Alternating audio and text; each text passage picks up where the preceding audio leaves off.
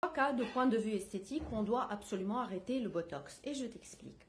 La première chose, si tu dois voir un chirurgien plastique pour faire un facelift, ce chirurgien doit évaluer tes grimaces, tes mimiques au naturel.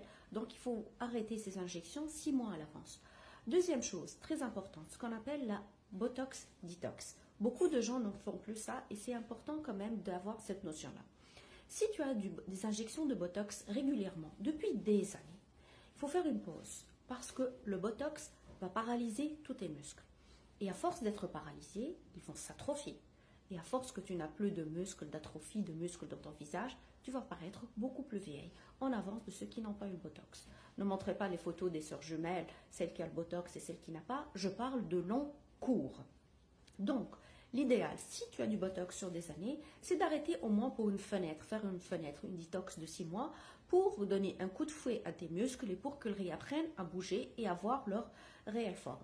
Troisième chose, comment savoir si tu commences à être tolérante au Botox? C'est ton injecteur, ton médecin ou ton infirmière qui vont te dire « tu as besoin de plus en plus d'unités » et ça paralyse moins et ça dure beaucoup moins.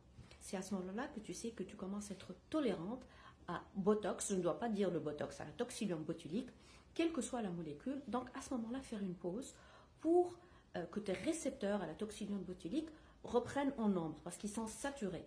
Donc voilà les trois conditions que je conseille aux patients d'arrêter le Botox si tu présentes une de ces trois. Et si vous avez eu d'autres conditions, à part bien sûr l'infection et les maladies où il fallait arrêter le Botox, dites-le moi dans les commentaires.